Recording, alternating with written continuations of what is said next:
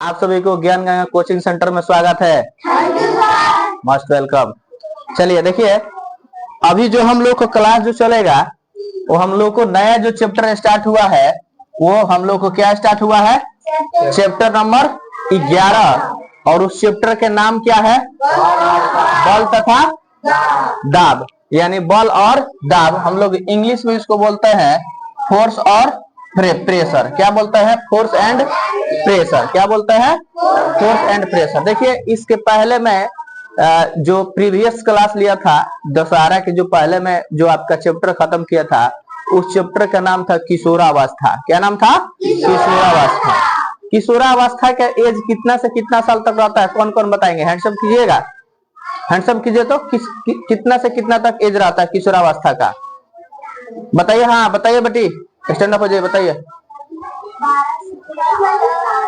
Very good. यानी 11-12 से start होता है और वो चल जाता है 18-19 तक हम लोग को रहता है। बहुत अच्छा, सिट डाउन। चलिए, तो आज जो हम लोग पढ़ रहे हैं उस चैप्टर का नाम है बल और दाब, जिसको इंग्लिश में बोलते हैं फोर्स एंड प्रेशर। क्या बोलते हैं, फोर्स एंड प्रेशर। ओके, देखिए हम लोग जिस कोचिंग में पढ़ रहे हैं उस कोचिंग का नाम है ज्ञान गंगा कोचिंग सेंटर। एड्रेस है पिपरहिया रोड भगवतीपुर और मोबाइल नंबर है 72 610 78 494, अर्थात 7261078494। डायरेक्टर सर का जो नंबर है वो 9507502818, यानी 9507502818। ठीक है, अब हम लोग देखिए आज का जो डेट है हम लोग को 14-10-2024, subject science by Vinay sir. ठीक है ना। हम लोग का जो टॉपिक जो पढ़ना है, यानी जो हम लोग को जो क्वेश्चन पढ़ना है, वो सबसे पहला क्वेश्चन क्या है कि बल क्या है। क्वेश्चन पहला कह रहा है कि बल क्या है, तो बल क्या है उसके बारे में आप लोग ध्यान से समझिएगा। कह रहा है कि बल वह भौतिक कारक है जो किसी वस्तु की, जो किसी, यहाँ पर लिख देते हैं, जो किसी वस्तु की स्थिरता या गति को बदल देता है, उसे या बदलने की कोशिश करता है, उसे हम लोग क्या कहते हैं, बल कहते हैं। अर्थात मान लीजिए कि कोई वस्तु है, उस वस्तु पर जैसे हम लोग धक्का देते हैं यानी बल देते हैं, तो तुरंत उस वह वस्तु गति में आ जाता है और उसके जो स्थिरता होता है वो हम गति में आ जाता है कि नहीं, यस या नो। चलिए नेक्स्ट पॉइंट आप थोड़ा ध्यान दीजिएगा। कह रहा है कि जब हम किसी वस्तु को धक्का देते हैं, धक्का को इंग्लिश में बोलते हैं पुश, देते हैं, या उसको खींचते हैं, खींचना को हम लोग इंग्लिश में बोलते हैं पुल, खींचते हैं, तो कहा जा सकता है कि हम उस वस्तु पर बल लगाया या आरोपित किया गया है। जैसे सही बात है कि मान लीजिए कोई वस्तु है, जैसे उसको हम वस्तु को धक्का देते हैं, समझ में आ रहा ना, क्या देते हैं, धक्का देते हैं। जैसे मान लीजिए, आइए फरहान आइए इधर, जैसे ये लड़के हैं, ठीक है ना, ये लड़के हैं, इनको जैसे मैं धक्का दिया, ठीक है ना, इसे धक्का दिया तो इस वस्तु पर बल लग रहा है, या उनको इनको हम खींचे तो इनके द्वारा इस प्रकार बल लग रहा है, यानी जो हमारा बल लग रहा है इनको धकेलने का और खींचने का बल लग रहा है। समझ में आ रही है ना, तो ये हम लोग को क्या होगा, बल होगा। आई बात समझ में ना। चलिए नेक्स्ट पॉइंट इसमें और दिया है, कह रहा है कि बल वह कारक है जो वस्तु की गति में किसी प्रकार परिवर्तन आता है। सही बात है कि बल के द्वारा हम लोग किसी भी वस्तु के गति में परिवर्तन ला सकते हैं। जैसे मान लीजिए एक एग्जांपल बता रहे, जैसे छोटे आप लोग होंगे ना, तो आप लोग को मम्मी पापा या बड़े भाई आप लोग को साइकिल सिखाते थे। बस क्या करते थे, साइकिलों पर आपको बैठा कर तुरंत धक्का दे देते थे, यानी आपकी जो साइकिल हो वो गति में आ जाती थी। गति में आने के साथ उसके स्थिति में भी परिवर्तन, यानी स्थान में भी उसका परिवर्तन हो जाता था, यानी यहाँ है वो वस्तु वहां चली गई, यानी उसके स्थान में भी परिवर्तन हो गया।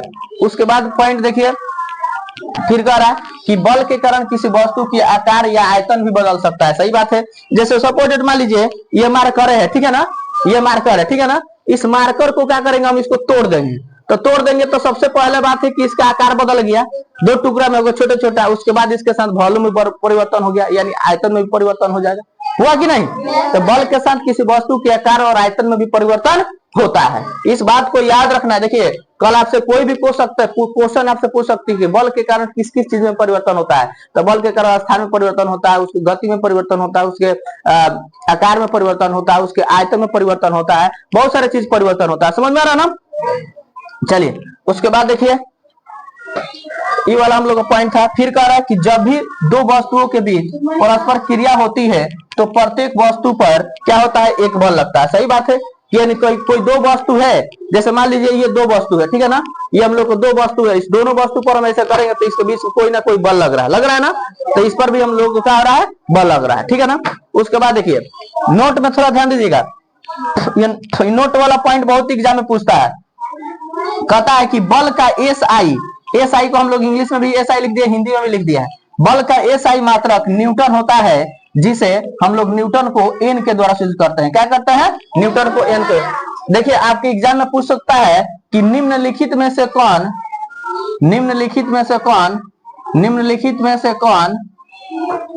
ऐसा पूछ सकता है, निम्नलिखित से कौन बल का मात्रक है, बल का मात्रक है। आपको ऑप्शन नंबर दे देगा ए, दे देगा आपका जूल दे देगा, ठीक है, जूल दे देगा। बी नंबर ऑप्शन दे देगा आपका न्यूटन दे देगा, NEWTON न्यूटन दे देगा। सी नंबर दे देगा आपका क्या लिख देते हैं सी नंबर में, और लिख देते हैं जैसे फराडे हो गया, ठीक है, और डी नंबर पर दे देगा नॉन ऑफ दीज, यानी इनमें से कोई नहीं। तो इसमें से आपको कौन मारिएगा, न्यूटन मारिएगा। फराडे की जगह आप पास्कल भी लिख सकते हैं, PA पास्कल भी लिख सकते हैं, समझ में आ रहा है ना। तो इसमें क्या होगा बाबू, आपका ऑप्शन नंबर बी होगा, ऑप्शन नंबर बी होगा ना। तो इस तरह भी आपके एग्जाम में पूछ सकता है, आएगा तो आएगा, एकदम कंफर्म है। आपका जो क्लास का लेवल है उस क्लास में जरूर आपको गवर्नमेंट पेपर दीजिएगा तो उसमें जरूर पूछता है कि बल का मात्रक क्या होता है, यानी बल का एसआई मात्रक क्या होगा। या क्वेश्चन में भुलटियाने के लिए, आपको घबराने के लिए आपको ऐसे भी दे सकता है, कह देगा कि बताइए बल का अंतरराष्ट्रीय मात्रक क्या होता है। तो बल का अंतरराष्ट्रीय मात्रक कहिए, चाहे बल का एसआई मात्रक कहिए, चाहे बल का मात्रक कहिए, समझ में आ रहा है ना। ये सबका मात्रक क्या होता है, न्यूटन होता है। अब देखिए न्यूटन ये है कौन, न्यूटन बाबू एक वैज्ञानिक है, समझ में आ रहा ना। एक उनको हम लोग पूरा नाम कहते हैं सर आइजक न्यूटन। क्या बोलते हैं, सर आइजक न्यूटन। हाँ, बल का जो मात्रक है न्यूटन है, न्यूटन ने ही बल के बारे में खोज किए थे, बल के माने बल से रिलेटेड बहुत सारा चीज का खोज किए थे। तो इसलिए इन्होंने बताया कि मान लीजिए बल का एसआई मात्रक हम क्या रखें, तो तुरंत न्यूटन वैज्ञानिक ने सोचे कि मेरा नाम न्यूटन है, मैं तुरंत न्यूटन ही रख देते हैं। तो न्यूटन को बोले थे शॉर्ट में एन के द्वारा सूचित किया जाता है, यानी न्यूटन को संकेत क्या होता है, एन होता है। क्या होता है, एन होता है। यानी बल जो बल का जो मात्रक बनाए हैं वो न्यूटन साहब नहीं बनाए हैं, और न्यूटन एक व्यक्ति का नाम है जो उन्होंने बल के बारे में सर्च किए थे, समझ में आ रहा ना। उसके बाद देखिए, अब देखिए फिर कह रहा है कि न्यूटन का जो जन्म, अब देखिए आपसे यहाँ पर एग्जाम में पूछ सकते हैं इतिहास लेवल का, जैसे आप कभी रेलवे एसएससी का तैयारी आप करते हैं, एनटीपीसी का तैयारी करते हैं, सीजीएल की तैयारी करते हैं, ठीक है ना, बहुत सारा चीज की तैयारी होता है। तो उस समय देखिए ऐसा बात नहीं है कि आपका 8वां 7वां 9वां 10वां क्वेश्चन नहीं पूछता, वो 8वां 7वां 9वां 10वां को क्वेश्चन पूछता है। जब रेलवे एसएससी एनटीपीसी का तैयारी कीजिएगा ना, बीपीएससी यूपीएससी के, तब 7वें 8वां के 9वां 10वां के एनसीईआरटी का मैथ, एनसीईआरटी का साइंस, एनसीईआरटी का इतिहास, यही सारा चीज क्वेश्चन होता है, समझ में आ रहा ना। तो इसलिए अभी से अपना बैच को मजबूत करके रखना है, समझ में आ रही है कि नहीं, यस या नो। हाँ, तो देखिए तो आपसे ये बात क्वेश्चन पूछ सकते हैं। देखिए ये कोई पूछेगा कि बताइए न्यूटन का जन्म कब हुआ था, तो बताना है 25 दिसंबर 1642 में हुआ था। कब हुआ था, 25 दिसंबर 1642 में। देखिए कल मैं भी आपसे क्वेश्चन पूछूंगा, 3 से 4 क्वेश्चन पूछूंगा। पहला, बल किसे कहते हैं, बल के द्वारा क्या क्या परिवर्तन होता है, बल का एसआई मात्रक क्या होता है, न्यूटन का जन्म कब हुआ था, न्यूटन का मृत्यु कब हुआ था, समझ में आ रहा ना। तो इस क्वेश्चन को एकदम तोता की तरह समझ लेना है, ठीक है ना। देखिए उसके बाद फिर कह रहा कि उनका बताइए मृत्यु कब हुआ था, तो आपको 20 मार्च 1727 या 26, ठीक है ना। इसमें लगभग में बताएंगे, कंफर्म नहीं बता सकते हैं, ठीक है ना, क्योंकि जो हमारे गूगल बाबा देंगे या हमारे बुक देंगे वही बताएंगे, ठीक है ना। यानी उनका जो बल का जो जन्म होता है, सॉरी बल का जो मृत्यु, न्यूटन का जो मृत्यु हुआ वो 20 मार्च कितना हुआ, हम लोग को 1727 में हुआ था। आई बात समझ में ना, किसी को कोई दिक्कत? तो आज की क्लास हम लोग को इतना ही। जय हिंद, जय भारत।